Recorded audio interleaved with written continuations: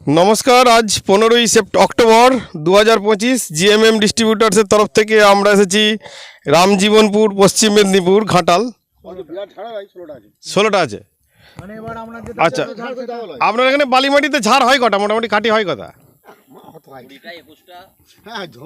আচ্ছা, ঝাড়গুলো যে গুনলেন কেমন, কাটি শক্ত কেমন?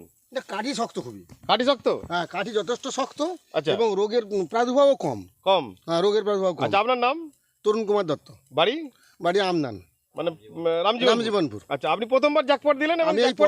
আমি এই প্রথমবারই করলাম। মাটি তৈরির সময় দেননি? ধান হ্যাঁ, ধান রোয়ার পর দিয়েছি। কিন্তু আপনার সব থেকে ধানের কালারটা দেখুন খুব সুন্দর আছে। কিন্তু এই জমিটা দেখুন ডগজলা, প্রচুর রোগের প্রাদুর্ভাব দেখা যাচ্ছে।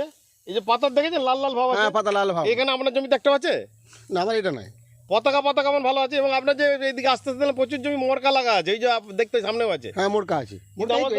আমাদের এই জমিটাতে কোথায় আছে? এই জমিটাতে নেই। একটা জায়গায় ওখানটা একটু আছে, ওটা তো বাদ পড়েছে, জ্যাকপট পরেনি হতে পারে, ঠিক আছে, মিস হতে পারে। তবে প্রথমবার তো পড়েছে, দ্বিতীয়বার দিবার পর পরিবর্তন হয়ে যাবে জমি। হ্যাঁ, একদম। আপনার আগের থেকে গাছের পরিবর্তন হয়েছে? হয়নি? না, গাছের পরিবর্তন ঠিক আছে। শীষ যে ফুটছে, কেমন শীষ ফুটছে? শীষটা খুব ভালো কাটছে। শীষটা যা কাটছে, শীষটা যথেষ্ট কাটছে।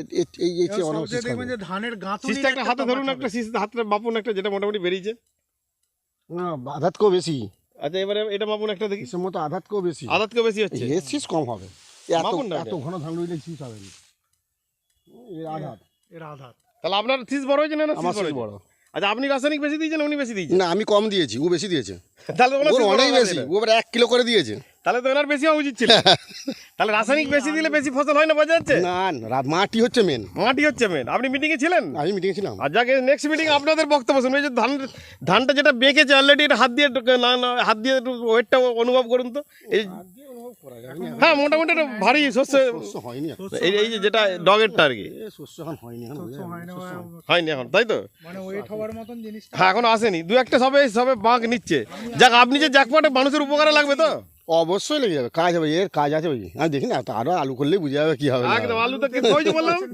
একটা জিনিস বলে দিই, পরিমাণ কম করবেন। আমাদের পুরো ফর্মুলা, মানে উনি বলছেন আপনি শুধু জ্যাকপট নিয়েছেন, বলটা নেননি, মানে যেটা না, আমাকে তো বলটার হয়নি, শুধু জ্যাকপটটাই দিয়েছি। তো না, বলটা দেওয়া দরকার ছিল। 150 টাকা কেজি, ওটা যদি দিতেন। এইটা আমার 1000 টাকা কেজি, 150 টাকা কেজি আমি তো দিতে। হ্যাঁ, না, ওইটার সাথে দিতে হতো আর কি, ওই নুনের সঙ্গে হলুদের মতো, ঠিক আছে?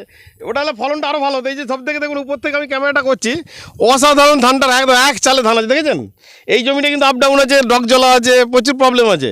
কিন্তু এই জমিটা দেখেছেন, এক চালে ধানটা, বুঝতে পারছেন? উঁচু থেকে ধানটা যেটা আছে, গ্রোথ যা আছে, খারাপ হবে না। এই যে দুর্দান্ত মিডিয়াম, কেমন শুধু কাটি শক্ত। শুধু ধানটা ফলার পর ওয়েটটা দেখবে। এই যে রোগগুলো আছে, এই যে সমস্ত অন্যান্য জমিতে দেখুন, এই যে মোরকা লাগা, এই রোগ কিন্তু আমাদের জমিতে প্রায় নাই বললেই চলে। আমাদের চোখে পড়ছে না, ওই কোণে কোথায় একটা আছে বলছেন, একটুখানি। যাক, ওটা হতে পারে, জ্যাকপট পরেরই হতে পারে। যাক, ধন্যবাদ সকল।